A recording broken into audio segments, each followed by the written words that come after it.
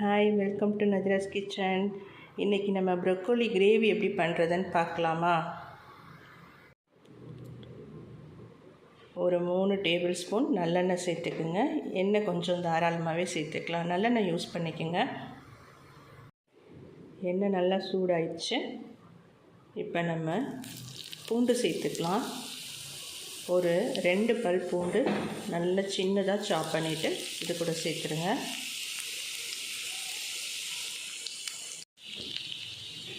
இது கருகிடாமல் பொன்னிறமாக வர்ற வரையும் லோ ஃப்ளேமில் வச்சு லைட்டாக கிண்டி விட்டுருங்க.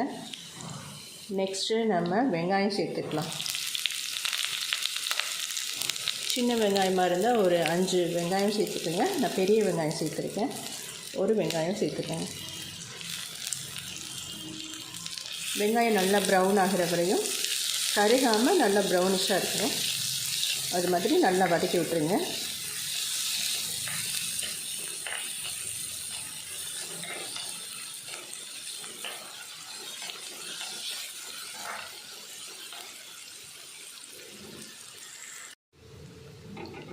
வெங்காயம் நல்லா ப்ரௌனாக வதங்கிடுச்சு. இது கூட நம்ம தக்காளி சேர்த்துக்கலாம். 4 தக்காளி சேர்த்துருக்கேன். தக்காளி சேர்க்கும்போது நம்ம உப்பு சேர்த்துக்கலாம். கல் உப்பு சேருங்க, நல்ல டேஸ்ட்டாக இருக்கும்.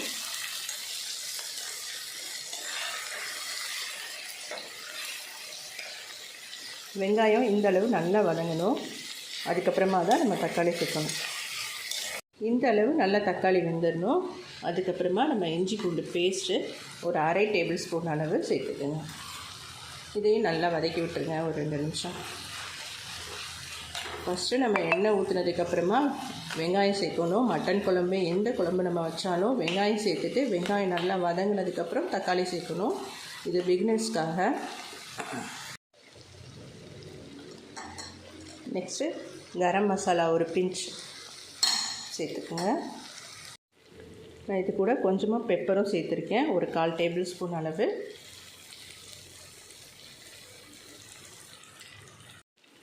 ஒரு 1/4 டேபிள் ஸ்பூன் அளவு சீரகத்தூள் சேர்த்துக்கோங்க.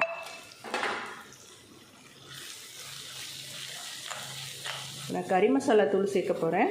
ஸோ அதனால தான் ஒரு 1/4 டேபிள் ஸ்பூன் அளவு பெப்பரும் 1/4 டேபிள் ஸ்பூன் அளவு சீரகத்தூளும் சேர்த்துருக்கேன். நெக்ஸ்ட்டு இது கூட நல்லா க்ளீன் பண்ணி வச்ச ப்ரொக்கோலி சேர்த்துக்கலாம்.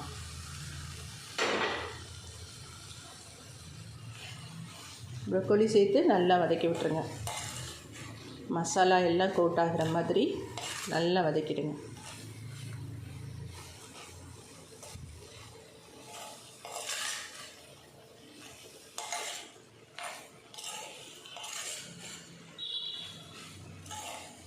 இந்த ஸ்டேஜில் காய்க்கு தேவையான அளவு உப்பு சேர்த்துக்குங்க. இது கூட 1 டம்ளர் அளவு தண்ணி, நிறைய தண்ணி வேண்டாம், கிரேவியாக தான் நம்ம வைக்க போகிறோம். லோ ஃப்ளேமில் வச்சு நல்லா ப்ரொக்கோலி வேகிற அளவுக்கு அப்படியே லோ ஃப்ளேமில் வச்சுருங்க.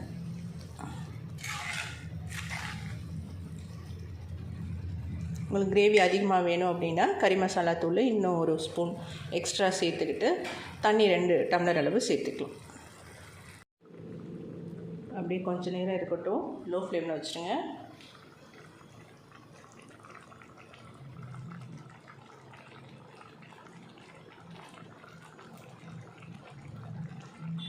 ஒரு 10 நிமிஷம் இடையில நீங்கள் அடி பிடிச்சிடாமல் கிண்டி விட்டுங்க.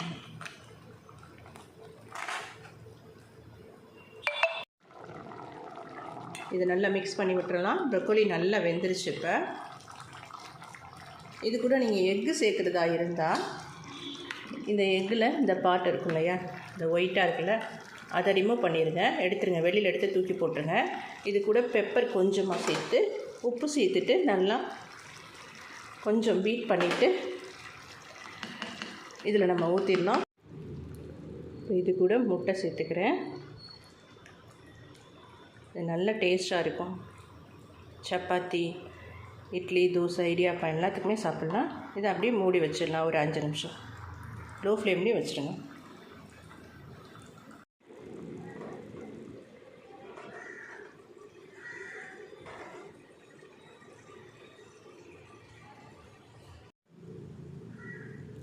அவ்வளோதான், சூப்பராக ரெடி ஆயிடுச்சு ப்ரொக்கோலி எக் கிரேவி.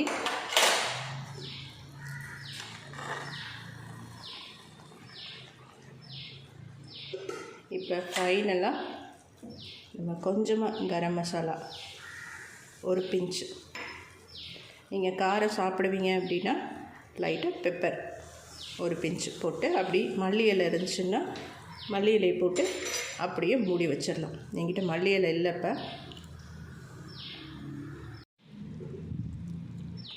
நீங்களும் இந்த மாதிரி ட்ரை பண்ணி பார்த்துட்டு கண்டிப்பாக எப்படி இருந்துச்சு டேஸ்ட்டு அப்படின்னு சொல்லி சொல்லுங்கள். ப்ரொக்கோலி ரொம்ப நல்லது.